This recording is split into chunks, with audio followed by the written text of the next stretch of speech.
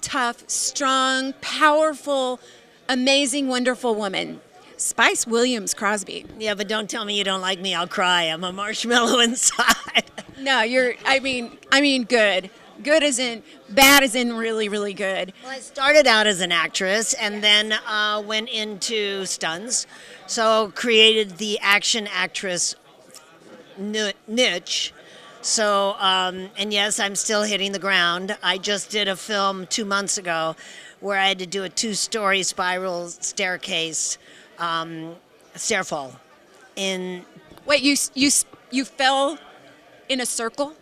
Yeah, I went around and around and around, and it was wooden stairs with wrought iron, banister, which you could get your legs and arms caught in and broken. And that's not the problem. Going 2 stories on wooden stairs was not the problem. It was that they put me in satin pajamas. So it was like, bing, it's like black eyes. It was just like, okay, I'm going, trying to have control over it. But, stair falls, I like stair falls. I like when you can hit things. I don't like high falls. I fall out of the bed and I'm in trouble. Well, I've done that too. Okay, so you've also done a lot of stuff. I'm just going to start reading a little bit. Star Trek 5, Final Frontier, Star Trek Deep State 9. Deep Space Nine. I'm going to hold up one of these. That's a tongue twister. It is. That's me, Vixis, in Star Trek 5. With my Captain Claw, played by Todd Bryant. She's a Klingon, not a cyborg or any weird thing that I would say. So we had to speak Klingon the whole time. Okay, all the Star Trek guys out there are just going insane. And then I played a Clystronium in Deep Space Nine. Is this the right one? This is Star Trek 5. With Todd Bryant, Charles Cooper, myself, and Mark Okren, who created the Klingon language. Speak more Klingon, because that's your fancy. Okay. Ying tak vishkar, grosh tutlube, jonlu mekmaj, wop malaj, poptin lao hoch din push. What are you saying? I said if you were to kill Captain Kirk, you would be the greatest warrior in the galaxy. That is. Here we go. Kapa. This is the coolest. Kapa. Yeah, kapa.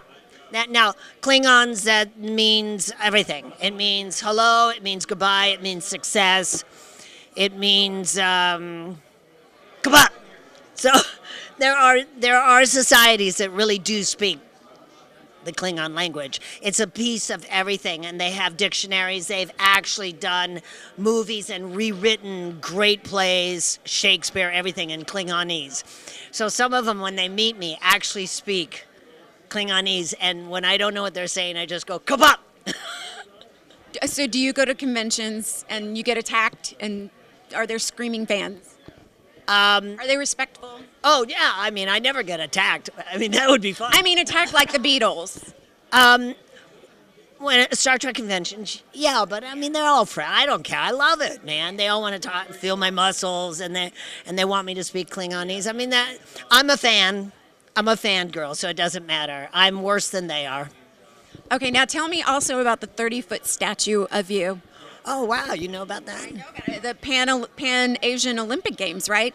Now, 30 feet, I'm not good at math, but that seems like it would be about as tall as the Statue of Liberty, right? I think the Statue of Liberty is taller than that, yeah, but... 30 feet, that's still a very, very tall statue of you. Well, it's an amazing statue. It's in front of the U.S. Olympic Training Center. And I do represent the past, present, and future female athletes of the Olympics and the Pan American Games. And it's me representing the women. There's a Greco-Roman, there's an African American, and there's a para. So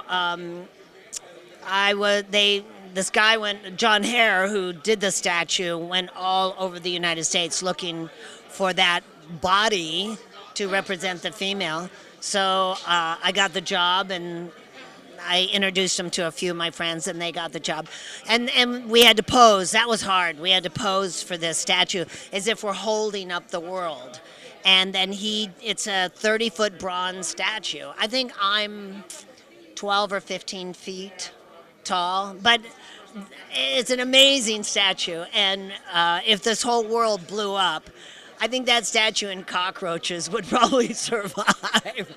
But it is, it's quite amazing. I posed for it just not knowing what it was about, but then afterwards realizing when I was told, oh no, this is, and I have a little coffee table one that I think the guy said it's like $5,000, and there was only 12 of them handed out, and I think the president got one and stuff. I did it when I was 50 years old, and I've been a vegan for 40 years, so I thought it was kind of interesting. Here I am, a female 50-year-old vegan representing the past, present female athletes of the United States or the Olympics. Who can say that? Well, as far as girls, nobody. Not this girl. I'm the only female that can say that because, I mean, that's me up there. So, yeah, if you go to the U.S. Olympic Training Center in Colorado Springs, you can see it. And John Hare, most incredible sculptor, artist. And he does, you know, the humongous, monumental type statues around the world. So I was very honored to have him scan my body. I mean, they scanned everything, earlobes, everything. They got to make sure you're exact. Pretty amazing. This is a film. I got in here last night, and this is something that I have been hearing about throughout this Western Film Festival. Talk to the Animals, and we're going to be seeing this film tonight. Tell us about your film and what this is about, because I can't wait to see it, because just from what everyone's saying, they're like, they saw a clip of it and people are crying. What is this? And why am I going to be crying tonight? I don't want to cry, but I will. Sounds like. Oh, they're happy tears. Well, I don't know.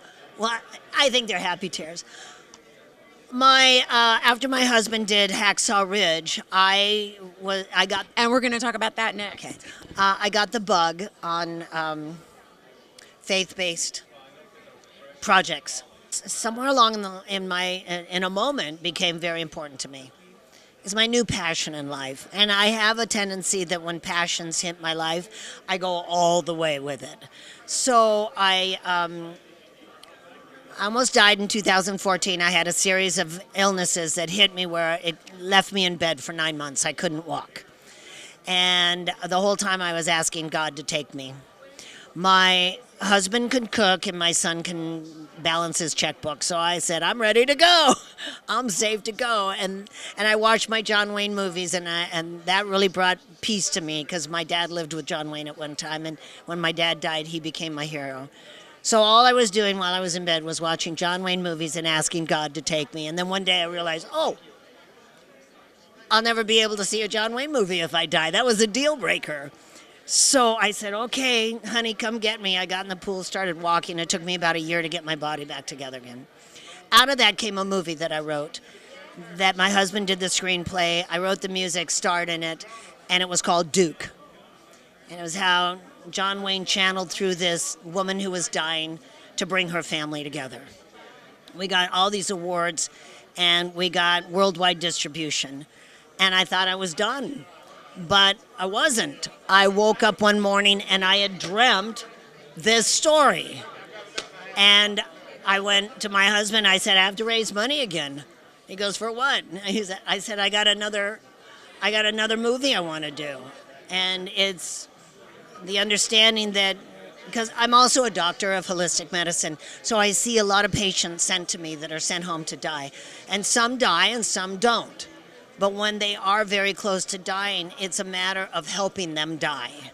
To hear the music, to make peace with God, to do your panoramic life review, to vibrate at a frequency so that when you do cross over, you're already there. The envelope of flesh drops, but you're so close to God, it makes no difference. You're part of the rainbow. So I wrote the story, my husband wrote the screenplay. And I wanted my son to do this with me because it meant so much to me. And so I play this woman who's dying. She knows she's going to die in a matter of a week or so. And she chooses not to die in the hospital or at home. she wants to be as close to God as possible, and that is with the animals and the rainbow and the sun and the flowers and the butterflies. So she goes to the park, and a kid gets caught for breaking and entering, and he gets community service and has to do time in that park. And he's lost, but they find each other, and I play Lucy. My son, Luke Crosby, plays Benjamin. We find each other, and I teach him about God before I die through the park. Well, and it's called Talk to the Animals. Right. Can't wait to see this. Looking forward. We're being told to wrap up, so we've got to get to this too. We got to wrap up. Yeah, Lisa. Producer, please. I know she's kind of tough, Lisa. So, God. all right, we got to get to this. Okay. Because your husband will kill you. You said. I couldn't go home if I don't tell you about this. My husband's Gregory Crosby. His grandfather is Bing Crosby. He was the first born Crosby grandson. And he's a writer, producer, and his goal is to write movies that change the world. So I got this book from a Seventh-day Adventist church where we sell our meatless meats because we have vegan foods, and they handed me these books, said, your husband's a writer, maybe he'd like to read about Desmond Doss. So I brought it home, and I said, honey, here's some books. He goes, more books. A year later, I came home, he was sobbing. I thought someone died. If you come from the Bing Crosby family, people are dropping dead all the time. So I went, who died? And he goes, no, you got to read these books. So I went, oh, good Lord. So I read it. I was sobbing. I go, what are you going to do? He goes, I'm going to make a movie on this. Desmond T. Doss is a true angel, a true magnificent human being. So he did. He wrote the story, and it became a 17-year journey trying to make the movie. And he always wanted Mel Gibson to direct. Hacksaw Ridge, for you guys, the movie Hacksaw Ridge. I'm sure if you haven't seen that. So Mel Gibson directed Hacksaw Ridge, and also Andrew Garfield starred in it. And it was about the medic, a guy that joined the World War II efforts, but refused to carry a gun. He made a commitment, a conviction with God that he'll do everything and anything and to go out there and save lives, but he just could not kill. That was his conviction. And his journey of being beaten up and his nose broken and teeth knocked out and being called a coward, yet he performed the greatest miracle of all times on top of a 400-foot cliff, saving all these soldiers' lives in an impossible situation. So nobody really knew the younger years of what gave this man his conviction. So my husband wrote the birth of Hacksaw Ridge. And what this really is how Desmond T. Doss got his faith, how he was no sissy man. He was like a stunt man, jumping on ice cream trucks and trains and breaking legs. He was a rowdy guy, but his conviction with God was so great. And this is a picture on the back, I don't know if you can zoom in on that, of my husband with Desmond T. Doss. For 50 years, from Spielberg to Cameron to every producer in the world came to Desmond T. Doss and said, we want to make your life story. And he said, no, I will not do it. Doing business in Hollywood is working with the devil. And that's a hard argument. But my husband went to him and said, look, your religion, Seventh-day Adventist, you had a printing press in 1850 called Go Tell It to the World. He said, yeah, we wanted to spread our religion. He said, well, Desmond, today the movies are the printing press. And he said, you read books, don't you? And he said, yes, I read my Bible every day. And he goes, well, they're satanical books too. So you can't blame the medium, blame the person. And I give you my word, I will not make you out to be like a Rambo. He said, well, it was just between me and God. And he said, I will tell you this, that if every day you wake up and you connect with your God, my God, your God, your God, in great times of trouble, miracles will happen. And they did a prayer circle, and he said, okay, you can make a movie on my life. And then the 17-year journey, finally Mel Gibson popped on board, and we've made more money than all the other Academy Award films have made. And we were up for 6 Academy Awards. We wound up taking 2. But we've had so many veterans say thank you, thank you, thank you. The war sequences are horrendous, but they said thank you for not making it a Walt Disney. That we were there. This is what it was like. Thank you for honoring us. And Mel Gibson did an amazing job. He made it as true to life, but you can't really call it a war film. It's more of a love story. It's a love for a man's, for God and Christ, for life, even saved Japanese soldiers that they were upset with. But he said, that's a life and they're fighting for their country. I have to save them. And then he met his wife and the beautiful love story with his wife and how his father came to his aid. It's an amazing movie, but to find out how this man became who he did is through this book called The Birth of Hacksaw Ridge. Look forward to this. And how can people find it? Real quick, we gotta wrap it up. But how do we find this, and how do we find your film? Okay, Blurb. You heard of Blurb? No. Blurb.com and has it. Amazon has a ebook, but Blurb.com you can actually buy it. And my husband Gregory Crosby is on Facebook. He can always direct everybody. And Talk to the Animals, along with my other film, Duke, have been picked up by Shorts TV. That's our distributing company, and they go all over the world. So if you have like DirecTV or AT&T and stuff, there's always an app that says Shorts TV, and you can go on Shorts TV and see Talk to the Animals and Duke. Okay, good. Thank you so much. Powerful woman.